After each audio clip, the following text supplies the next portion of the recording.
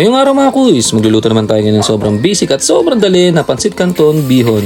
Isimulan natin dito mga kuys sa paggigisa ng liempo or baboy. Ang gusto na natin dito ay magmantika siya para yung gagamitin natin panggisa sa sibuyas. Bawang natin mamaya, naglagay tayo ng asin dyan, pamintang durog. Halo lang tayo dyan mga kuys. Tutustayin natin to mga kuys hanggang maging ganito na itsura. Tapos yan, buusan natin sibuyas bawang, sabay na natin yan mga kuys. Wala namang problema dyan. Halo lang tayo dyan mga kuys para hindi naman masunog yung ating aromatics na nilagay kasi medyo may kanipisan tong gamit nating kawali at medyo malakas talaga apoy sa labas. Tapos ito, lagyan na natin carrots yan mga kuys. Basicin na natin itong pansit na to kasi pansit, sobrang dali naman lutuin naman talaga niya mga kuys. Tapos lagyan na tayong Baguio beans yan. Maglalagay tayo ng celery dyan at red bell pepper.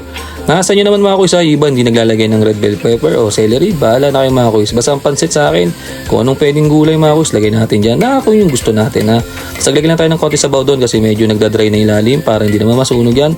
Halo lang tayo dyan mga kuys. Tapos ito, maglalagay na tayo ng manok dyan. Bali, pinakulo na natin kanina yan. Tapos after nung kulo, medyo malambot, kinilas-kalas natin. Ihalo na natin, sama na natin sa gisihan mga kuys para naman mas lumasa yan. Tapos maglalagay lang tayo ng pampalasa dyan mga kuys para naman kahit paano makatulong doon sa sarap ng ating pansit canton bihon mga kuys. Tapos yan, halo lang tayo ng halo dyan mga kuys para talagang hindi naman masunog na sa ilalim. Maglalagay lang din tayo ng toyo dito, pampaalat mga kuys at pampalasa rin dyan.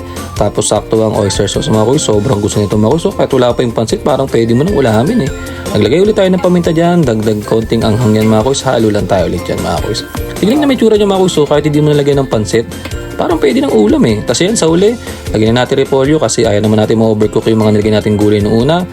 Halo-halo lang tayo ulit dyan mga kuys. Sasaglitan lang natin ito mga kuys kasi lulutuin pa rin natin mamaya to dahil ilalagay pa rin natin to sa pansit mamaya. Kaya yan, halo lang tayo ng halo dyan mga kuys hanggang ma-absorb nung repolyo yung mga ibang nilagay natin dun sa nauna natin ginawa dyan sa mga gulay-gulay natin mga kuys. Pagkatapos yan, ahon natin yan, ilalagay natin yung pinagpakuluan natin ng manok. At nagsabay rin ako ng pinagpakuluan dyan ng Joel's kanina mga kuys. Kaya mas malasa talaga mga kuys yung sabaw na yan.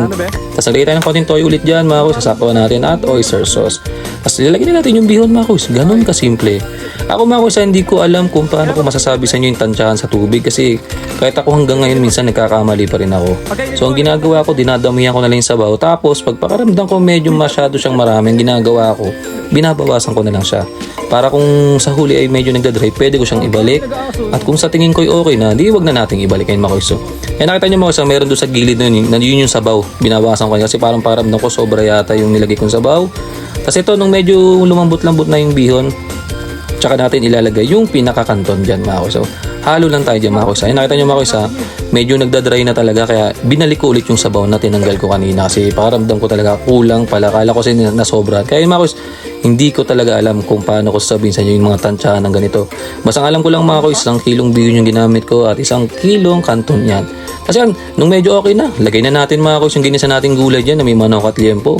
Ganun kasimple lang gumawa mga kuys ng pansit canton bihon mga kuys. Kaya mga kuys kung kayo magta-try mga kuys, pwede rin kayo maglagay dito ng Mickey at hindi ko pa na-try dyan yung sotangon. Kaya sa susunod siguro mga kuys, try natin yan para masubukan natin. At siguro susubukan ko rin alamin yung mga exact measurement para naman kahit paano makatulong din sa inyo mga kuys. Kasi pare-pares lang din naman tayo mga kuys na tansyometer. Talagang ako, hindi talaga ako nagsusukat mga kuys. Kaya mga kuys nakaluto tayo ng sobrang basic at sobrang daling pansit canton bihon. Tara mga kuys, kain. Salamat.